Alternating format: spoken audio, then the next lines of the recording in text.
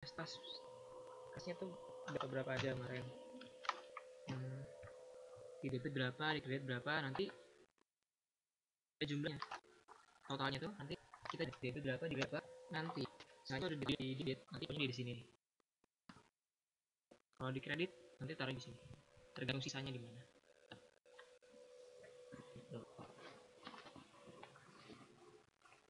Sama kas piutang, persediaan barang, apa nih, barang dagang gitu.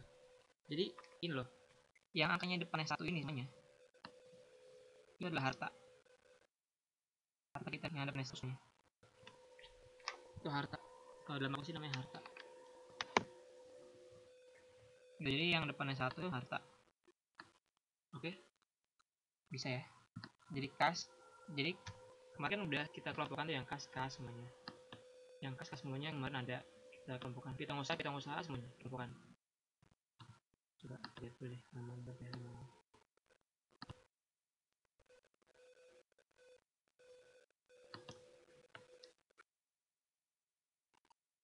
Ini kayak halaman 46 tuh, semuanya ada tuh.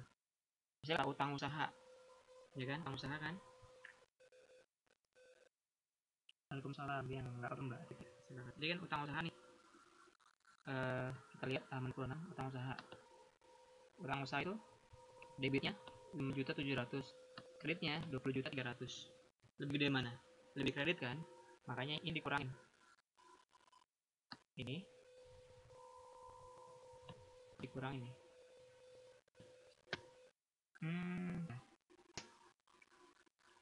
Kemana nih? Oke. Jadi saldonya tuh segini. Saldonya 2.300.000. Ada penambahan 5.770.000.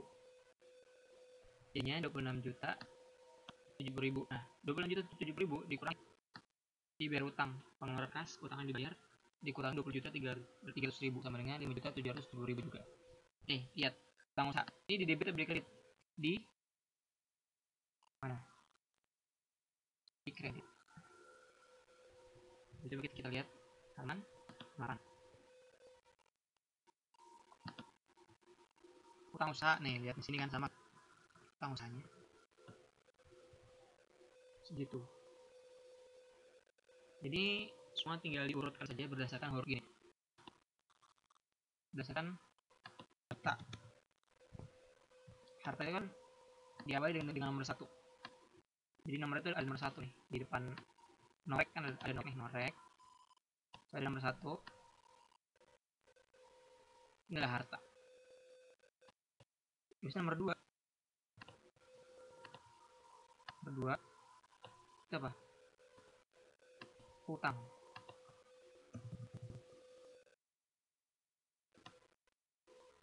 Apa? Utang.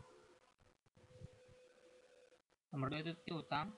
Jadi semua utang dimasukkan ke dalam nomor 2. Nomor 3 itu modal. Jadi semua modal itu ada di matematika. Di matematika. Jadi nomor 3.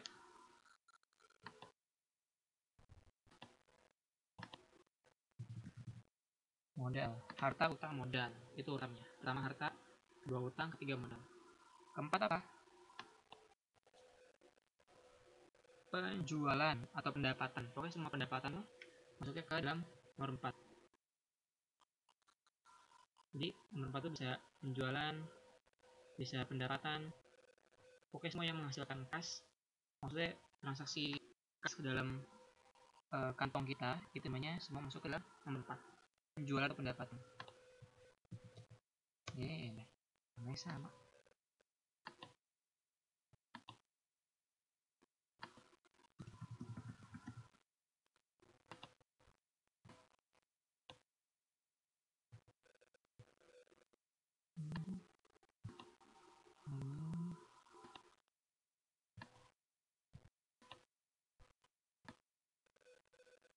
Nih, penjualan. Semua yang masuk ke dalam penjualan tuh masuk sini penjualan. Harta, utang, modal, penjualan itu pembelian. Form BB habis penjualan lagi. Habis penjualan itu ada namanya beban. Beban semuanya masuk sini. Pembelian juga termasuk beban. Gitu. Ini kan beban itu apa? Sesuatu yang sudah kita pakai atau sesuatu yang harus kita bayar. Itu namanya beban. Beban hidup juga gitu. Beban hidup sesuatu yang kita bayar itu namanya beban hidup. Sama ini jawaban gitu.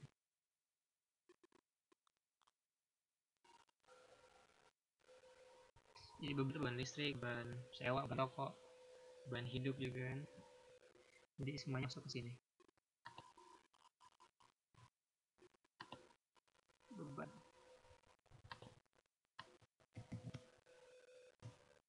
Oke. Jadi urutan itu harta dalam besar itu, dalam buku besar dalam neraca saldo. Apa namanya dia? Daftar saldo ya. Daftar saldo atau neraca saldo itu ada harta pertama nomor 1 tuh. Terus utang kedua, harta utang. Terus modal ketiga, penjualan keempat, beban kelima. Cara ngingetnya gampang. HUM PB itu aja. HUM PB, HUM PB, HUM PB. Ingatin angka huruf depannya. Nanti kita bakal ngerti. Bakal ingat. HUM PB, harta utang, modal, pendapatan, beban. Gitu ya, pendapatan atau penjualan sama beban. Cara ini apa? Oke, lanjut.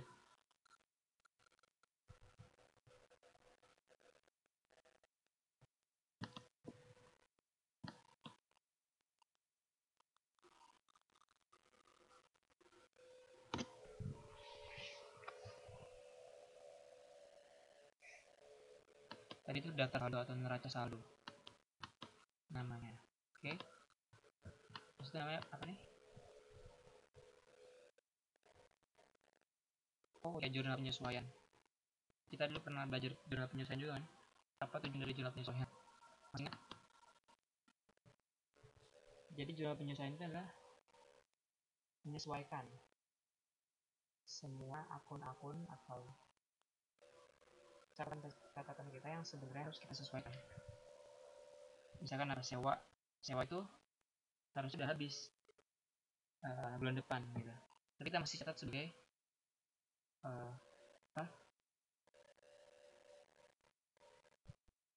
harta kita.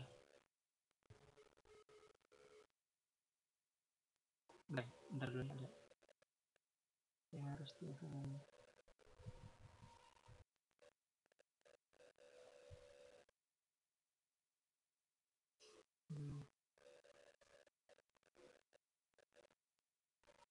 Research plan English session.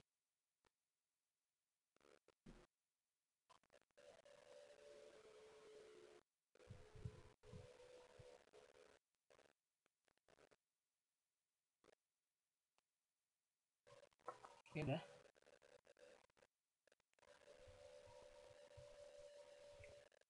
Oke, terus kemudian apa itu jurnal penyesuaian?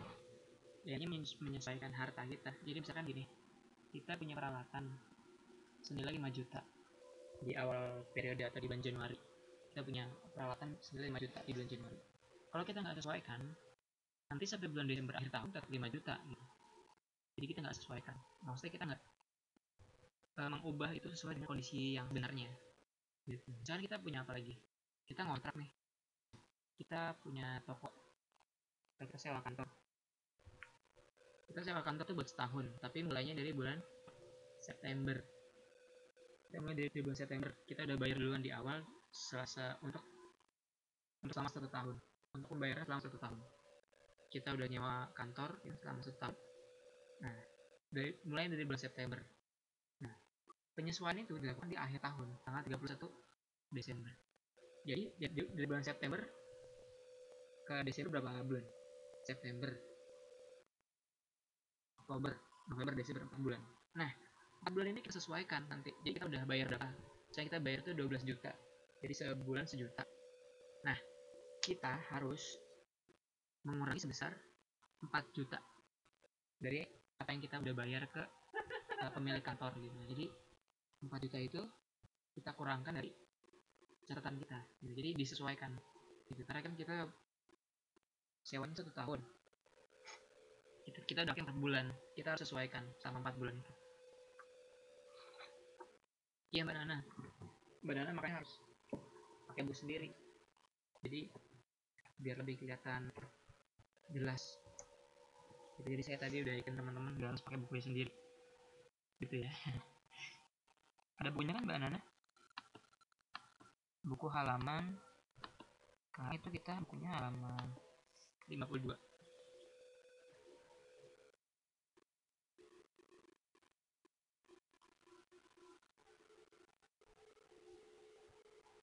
Oke, nah nomor 1, data dari toko.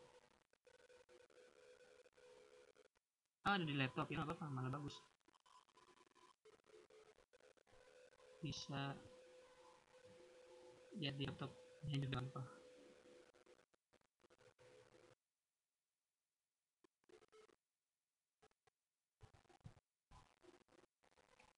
Data yang ada di toko rezeki telah diinformasikan bahwa perusahaan menggunakan metode pencatatan persediaan metode fisik dengan rekening penyesuaian harga pokok penjualan dengan data penyesuaian. Penyusutan aktiva tetap 5% setiap tahun. Beban untuk bulan Desember belum perhitungkan. Beban penyusutan ini dibebankan untuk bagian toko 90% dari bagian kantor 40%. Beban 1. Penyusutan gedung toko 225.000. Beban penyusutan gedung kantor 10.000. Jadi cuma tinggal dikali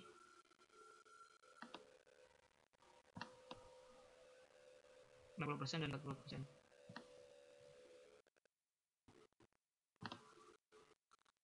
Terus akumulasi penyusutan peralatan sebesar 120.000. Beban perlengkapan toko 1.125.000. Kita bisa lihat dari sini atasnya. Perlengkapan yang masih tersisa sebesar 760.000. Perlengkapan yang masih tersisa sebesar 760.000. Pemakaian perlengkapan digunakan untuk bagian toko 7% dan bagian kantor 25%. Ini kita bedain. Jadi kita lihat lagi dari yang tadi daftar saldonya. Ini kan daftar saldonya. Jadi berapa perlengkapan kan 2.250.000 2.260.000 di sini nih. Tersisa sebesar 760.000, berarti sudah terpakai berapa? Yang ditanya itu yang terpakainya berapa? Gitu. Jadi beban itu adalah yang sudah kita pakai berapa. Jadi 760.000 enggak. Jadi berapa? 260.000 kurang 760.000. 1.500.000 ya.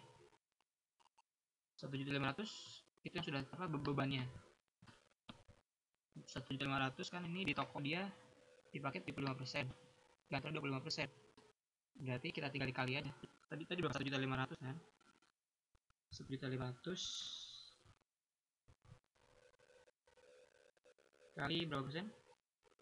75% itu sama dengan 1.125.000 gitu ya. Untuk apa ya? Beban 125.000. Ini ya, di ini ya. Terus 25% itu 3.750.000. Yang ada ini adalah beban perlengkapannya. Perlengkapannya sudah terpakai. Gitu. Bunga sama, KP juga sama. Ya. Jadi salah baru gitu.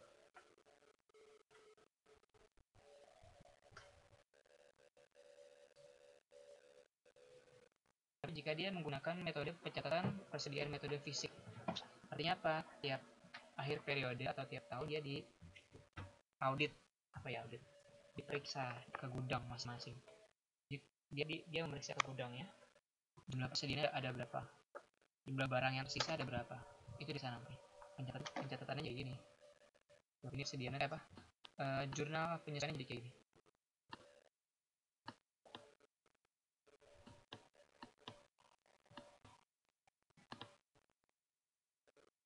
Nah, ini adalah kertas kerjanya.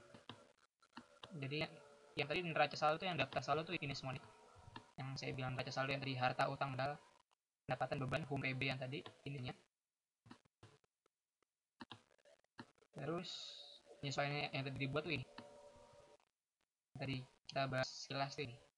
Masukin sini, sesuai dengan debit kreditnya semua sini. Setelah itu baru ini yang namanya setelah saldo setelah penyesuaian. Jadi ini misalnya di sini. Saya kan kayak kas ya. Kas itu kan ini ya, nggak ada penyesuaiannya dia tadi. Kan nggak ada penyesuaiannya kasnya. Jadi langsung ke ini. Sini debit, di sini debit juga. Di neraca saldo debit, di neraca saldo setelah penyesuaian juga debit juga. Soalnya ya sama gitu, kalau pindahin dong. Tapi kalau misalkan ada yang kayak gini, ada penyesuaiannya, misalkan 5 juta nih, terus dia barang dagang 5 juta 100, terus di debitnya 2 juta 900, 2 juta 911 ribu. Jadi debit sama debit ditambah, jadi 5 juta 102 ribu ditambah 2 juta 911 ribu, jadi debit sama debit ditambah. Habis itu hasilnya kurang dengan 5 juta 100 ribu, hasilnya dikurang ini. Nah, kurang kan hasil sisanya di debit atau di kredit. Kalau di debit plus debit, kalau di kredit plus kredit. Nah, karena sisanya di debit, maka itu di debit sini. Sama nih, kayak perlengkapan. Perlengkapan kan 2.206.000. Terus penyesuaian itu di kredit sebesar 1.500.000, kan berlawanan ya. Tadi di debit, terus sekarang di kredit. Jadi dikurang aja. 10 juta dikurang 1.500.000.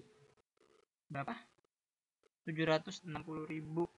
Gimana? Di debit. Kenapa? Karena sisanya di debit. Karena banyak di debit daripada di kredit. Ya kan? Ini kan debit nih, 7.260.000. Ini kredit 1.500.000. Ya kan mana? Banyak debit. Jadi sisanya di debit. Ini debit. Kayak gitu caranya. Terus habis itu laporan laba rugi. Nah, ini namanya laporan laba rugi. Laporan laba rugi itu isinya adalah apa? Penjualan dan beban-beban semuanya. Gitu.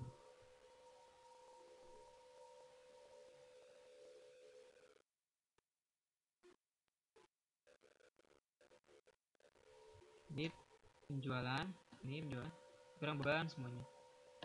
Nah, itu menentukan nanti kita untung atau rugi. Ya, penjualan ini ya, saya tanya nih. Kalau penjualan kita lebih banyak daripada beban kita, dia nambah. Misalnya kita penjualan kita lebih banyak daripada beban kita, dia untung rugi.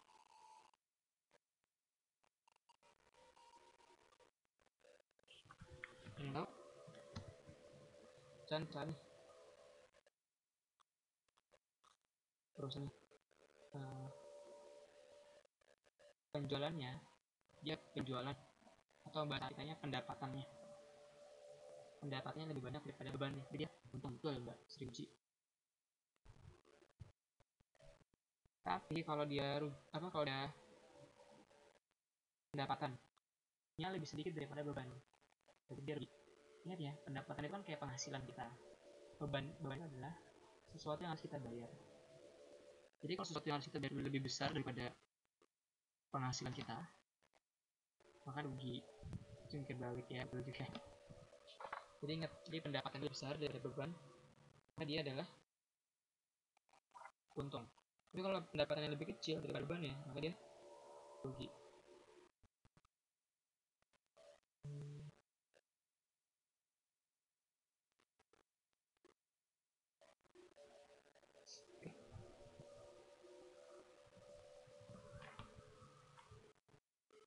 Terus setelah laba rugi, ya, ini di laba rugi itu cuma ada pendapatan sama beban aja. Nih,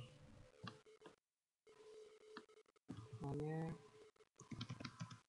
pendapatan dan jadi 8 bagi, tapi di neraca lo tuh sisanya apa? Seluruh harta, utang, modal. Terus harta apa aja? Harta apa aja? Ada kas, pendapatan, kas, perlengkapan, peralatan, persediaan, apa lagi?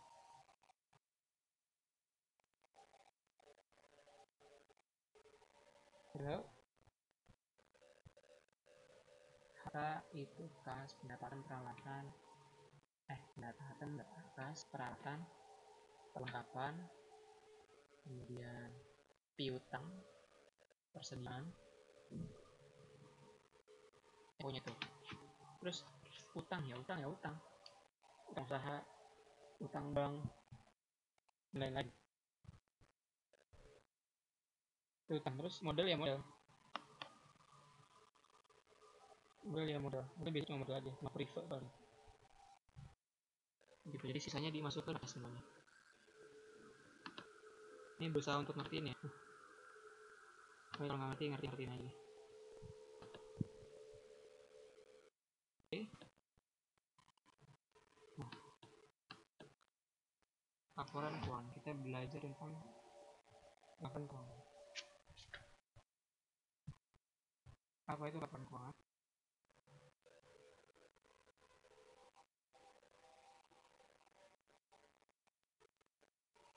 Jadi output atau hasil atau tujuan dari kita belajar akuntansi adalah ini, membuat laporan keuangan. Apa itu laporan keuangan? Laporan yang menunjukkan kondisi keuangan kita, kondisi keuangan perusahaan kita, apa dalam kondisi bagus atau dalam bahaya, sehingga nanti para manajer tuh bisa mengambil tindakan gitu. Ini bagusnya ditambah apa ya, ditambah apa gitu.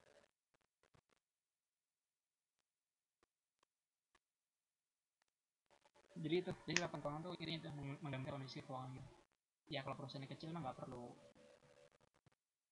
buat laporan keuangan yang susah, tapi kalau perusahaan yang gede, bentar, dia nggak bisa ngecek satu, harus dibuat laporan keuangan. Ya perusahaan apa nih, kan komputer Asus atau perusahaan handphone Apple, Samsung, lagi dia nggak bisa ngecek satu-satu, jadi harus dibuat laporan keuangan. Jadi semakin besar perusahaan semakin penting juga laporan keuangan. Yang pertama adalah laporan laba rugi. Nah, laporan laba rugi itu apa? Laporan ya menjelaskan bahwa kita mendapatkan untung atau rugi gitu. Jadi kita dalam menjalankan bisnis itu untung atau rugi. Jadi selama ini kita tuh jualan ada hasilnya nggak sih, ada untungnya nggak sih, itu atau kita rugi ya. Jadi simpel, jadi untuk mengetahui kita untung atau rugi, nah ini harus di apa ya, catat di rumusnya. Laporan laba rugi adalah rumusnya apa itu rumusnya? Ini semua nih ya, kok belum.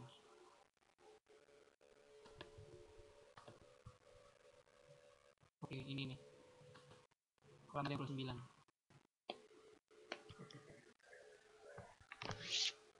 Nah, pertama kita harus tahu dulu harga penjualan berapa.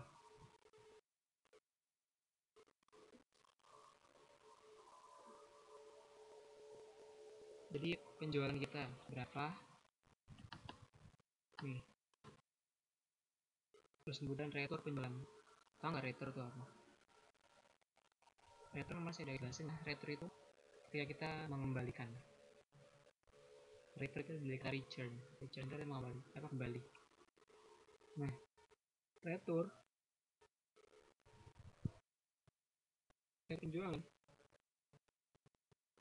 Itu adalah ketika kita menjual barang, terus ada orang ngembaliin barang dagangan kita, mungkin karena kondisinya rusak atau mungkin karena nggak sesuai dengan pesanan dia gitu. Jadi dia pesan barang A dikasih barang B gitu, nggak sesuai, akhirnya dikembalikan. Nah itu penjualan retur penjualan ditambah ini ya, potongan penjualan. Ini tambah dulu jumlahin. Di retur penjualan sama potongan penjualan dijumlahkan dulu.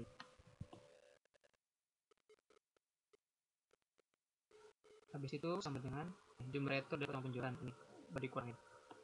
Ini dikurangin. Kemudian baru kita dapatkan penjualan bersih. Habis itu kita baru tahu harga pokok penjualannya berapa. Kita udah harga pokok penjualannya ini. Ingat ya, kemarin kita juga belajar persediaan barang awal ditambah pembelian dikurang retur pembelian, bukan? Sebenarnya ada sih.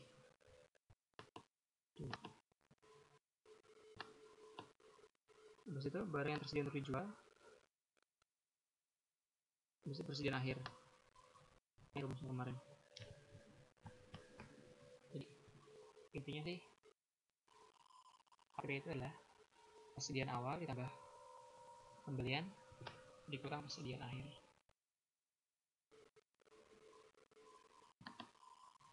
Nah ini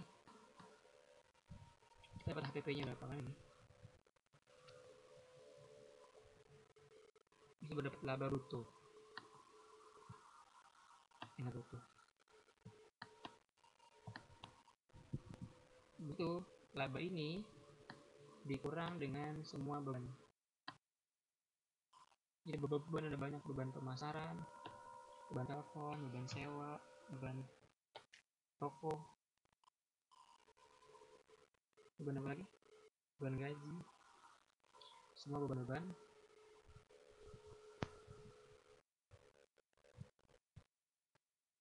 Kemudian ada beban administrasi umum.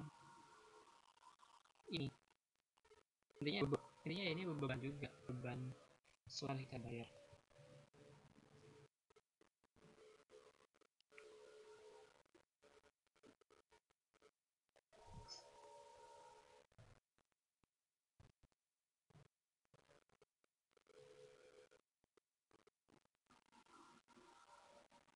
Ya. Akhirnya dapat total bebannya ada berapa ini, baru kita jumlahin sampai kurang sama ini. Ini kan tadi laba kotor kita, ibaratnya kayak penghasilan kotor kita, sudah dikurangin beban-beban. Ini laba kita. Bisa beban bunga kita.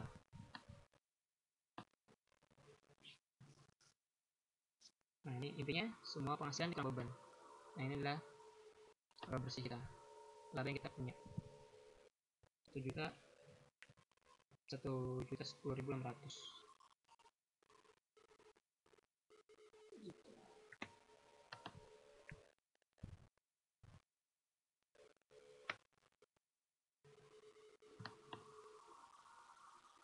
Itu baru laporan perubahan ekuitas. Jadi tadi kita belajar laporan laba rugi. Sekarang kita belajar tentang laporan perubahan modal. Perubahan ekuitas sama dengan perubahan modal. Ekuitas sama modal sama. Equity. Arti modal.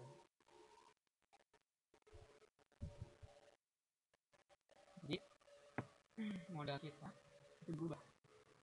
Nah, setelah kita dapat laba atau kita menderita kerugian, kita juga modal kita berubah.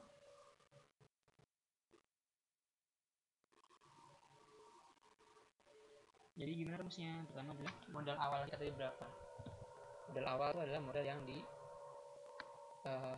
neraca saldo tadi ini, yang ada di yang ada di kertas panjang tadi, yang kertas panjang yang saya tadi kasih unjuk.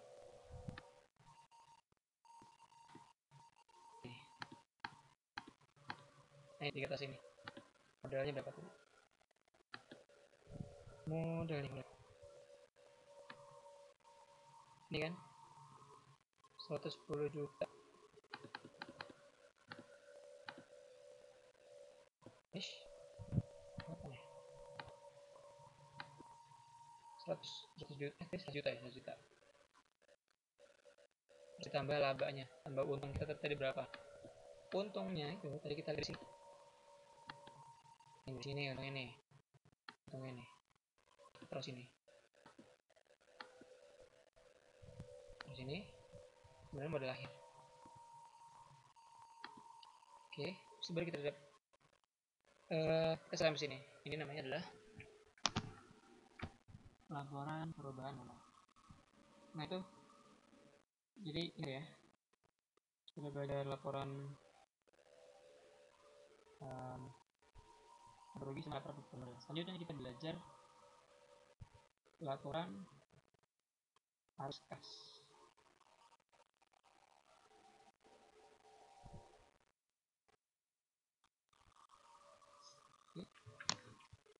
Apa itu laporan arus kas? Laporan yang menggambarkan perpindahan kas itu kemana sih. Jadi kita dapat kas nih dari mana aja. Kita ngeluarin kas untuk kemana aja gitu, untuk bayar apa aja. Di kas tuh semua jelas. Ada catatannya di laporan arus kas.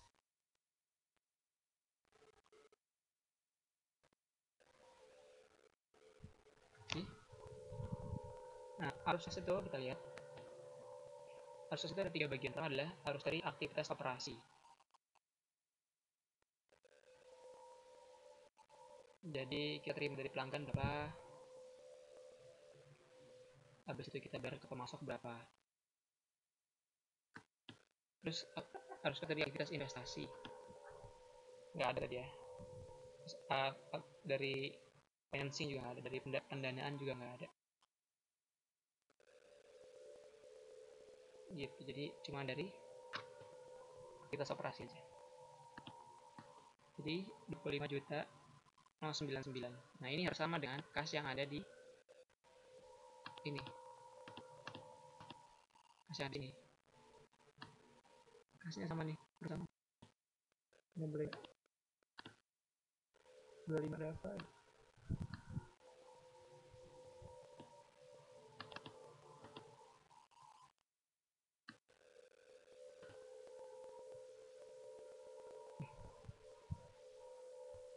Beda ya? Jumlah kas dari atas operasi.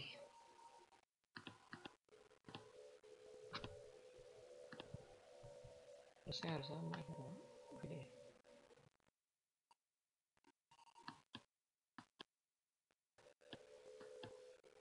Juta. Oh iya.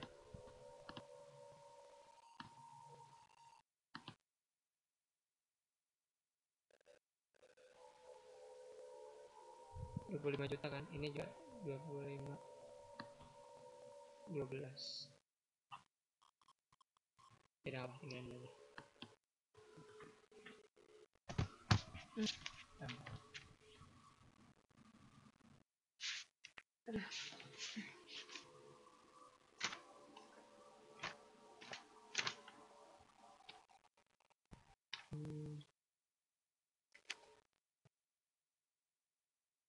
Oh iya, harus ini sama dong. Oh ini enggak sama. Oke.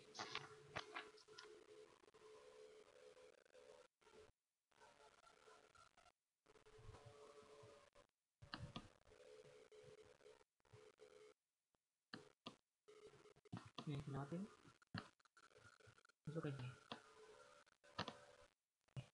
Neraca. Neraca ya sama aja dengan yang di sini. Neraca sama aja, tinggal salin yang di sini. Neraca semuanya. Tapi modalnya harus pakai modal yang ini. Modal kayak gimana? Nah, apa lagi? Masukin modal yang ini. Masukin modal yang ini. sisanya samain sama kayak yang di buku panjang tadi, biar sama.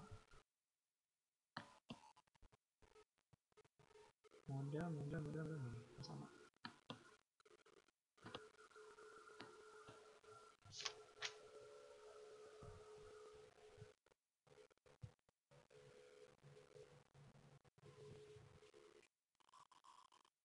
Oke. Nanti hasilnya harus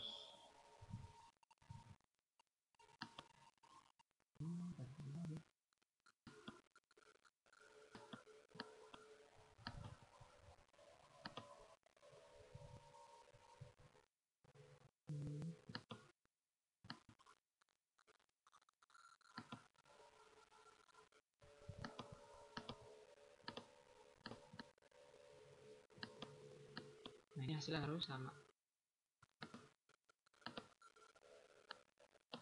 ini.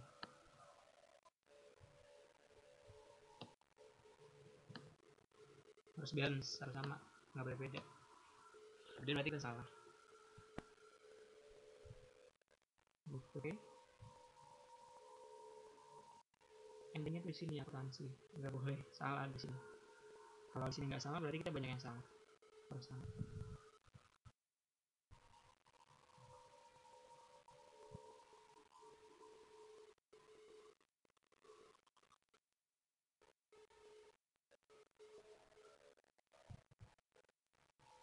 Oke. Setelah itu, setelah semuanya selesai, kita bikin namanya jurnal penutup. Apa itu jurnal penutup? Jurnal itu adalah jurnal untuk menutup akun-akun seperti misalkan pendapatan, beban, modal, sama ya, dividen. Dividen itu kayak privat, jadi gampang, cuma tinggal dibalik aja. Jadi kan tadinya penjualan di debit, kita bikin kredit. Penjualan tadi di kredit, kita bikin jadi debit. Kayak gini. Penjualan tadinya di sini di kredit tadinya, kita balik jadi di debit. Terus bawahnya jadi isi laba rugi gitu.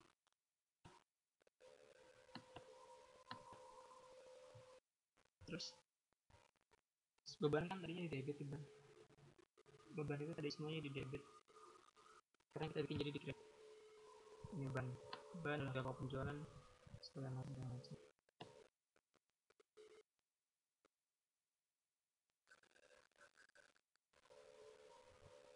Sudah isi laba rugi di sini.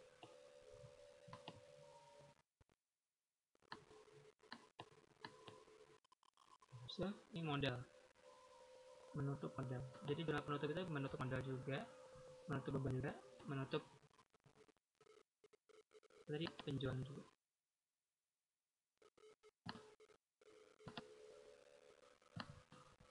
Jadi kita menutup penjualan, ini menutup ini beban-beban, harga pokok penjualan dan lain-lain. Sebagai menutup modal, jadi ini kan menutup modal, menutup untungnya berapa, untung ruginya berapa. Nah ini baru untuk modal ini. Baru menutup privat. Privat itu bayar itu ya, uang yang dipakai ke pribadi. Jadi kan kita dalam akuntansi itu uang pribadi harus dipisahin dengan uang bisnis. Jadi kalau mau bisnisnya maju gitu, enggak semuanya. Jadi uang untuk bisnis itu kita pisahin dengan uang untuk kebutuhan pribadi. Jadi nanti kalau ada untungnya baru kita pisahin untuk kita dan untuk bisnis. Jadi uang bisnis nggak boleh dipakai untuk kebutuhan pribadi. Nanti kalau kelihatan untungnya baru kita sisihkan sedikit itu baru untuk keperluan pribadi.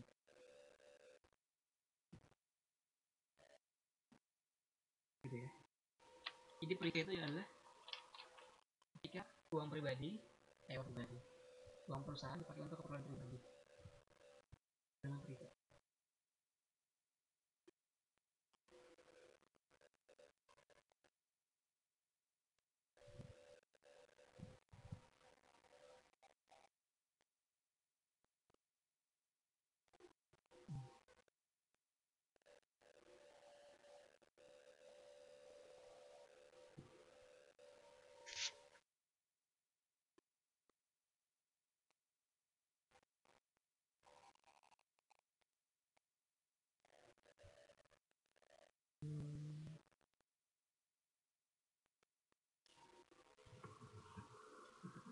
ya itu di privat. Nah, itu privat, jangan pusing ya, santai aja. Nah ini contohnya nih. Jadi pertama menutup penjualan tadinya di kredit jadi di penjualan nih tadinya di kredit, tadinya sih di kredit, jadi di sini ya, jadi dipindahkan saja. Terus ini bisa lebar lagi, PP nya berapa semuanya, kurang penjualan tadinya semuanya di debit, jadi dibuat di kredit. Oke. Modal nggak modal, ini untungnya laba ruginya berapa, jadi labanya berapa, ini tadinya labanya itu di ya enggak di debit, jadi skip lagi, jadi modal.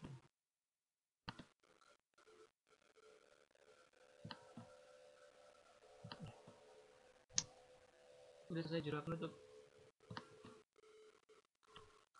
Terus ini mau ditanyakan nggak? Baca dulu pelan-pelan.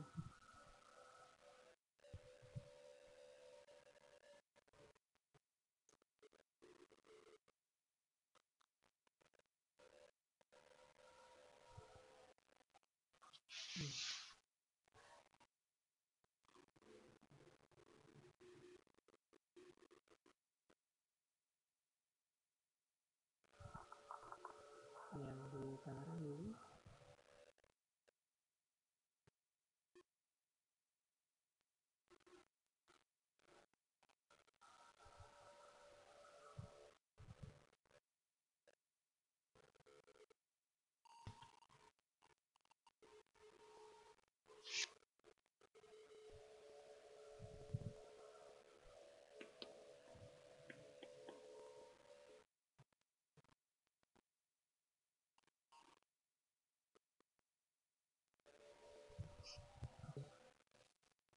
Sehingga ada orang ngerti ya, karena bingung ya.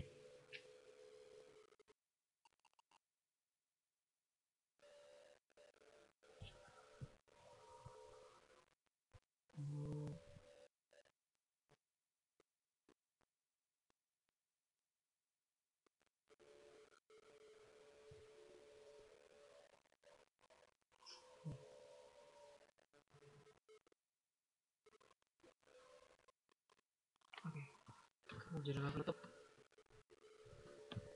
Jurnal pembalik. Jurnal pembalik adalah jurnal yang dibuat pada awal periode akuntansi untuk membalik jurnal penyesuaian tertentu yang dibuat pada periode sebelumnya. Jurnal pembalik bukan merupakan jurnal yang harus dibuat oleh suatu perusahaan, tetapi jurnal perlu dibuat agar pencatatan dalam periode berikutnya dapat tetap konsisten membuat rekeningnya. Jadi sebenarnya jurnal ini nggak wajib dipakai, tapi sunnah aja, sunnah apa ya? Harusnya dipakai buat pengiriman apa? Ya, merusak sistem akuntansi itu kalau dibuat lebih bagus. Kalau nggak itu juga nggak apa.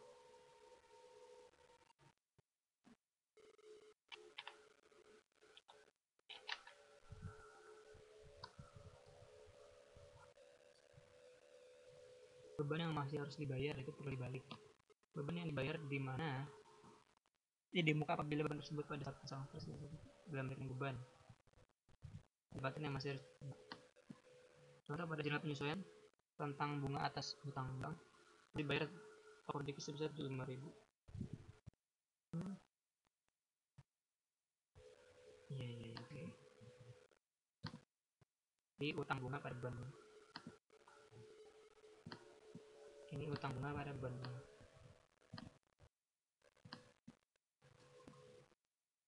Jadi ini balik, jadi kan utangnya harus dibayar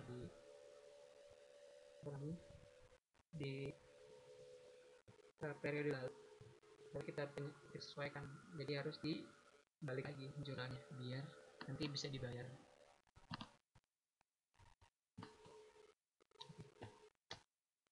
Udah dulu deh, pusing ya kerjaan itu ngajar operasi nggak pakai buku. Oh, enggak tatap muka tuh susah dulu.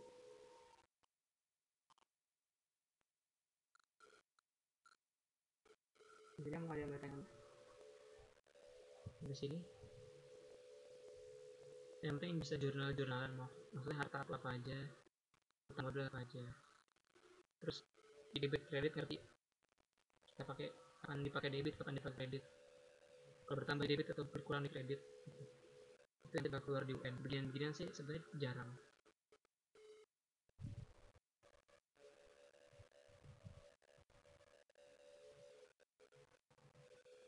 Oke.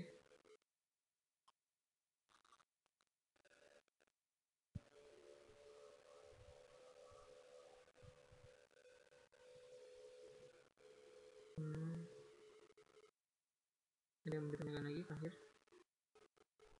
Mari kita tutup aja.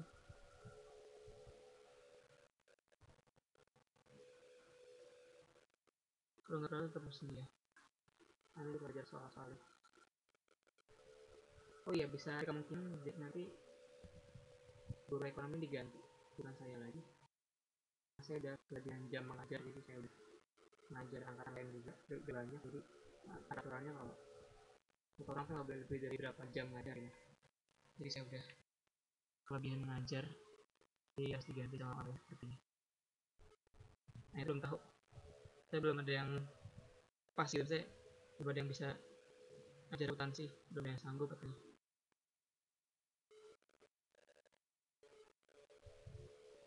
Oh, nggak ada PR, tenang aja mbak, sama saya nggak ada PR. Kasian, saya udah punya PR dari yang lain, nanti ditambah PR dari saya.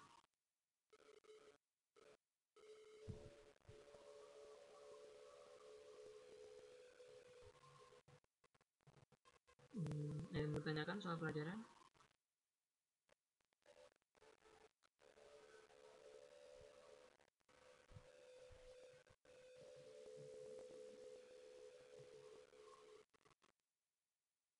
Kalau nggak ada kita tutup aja dulu ya.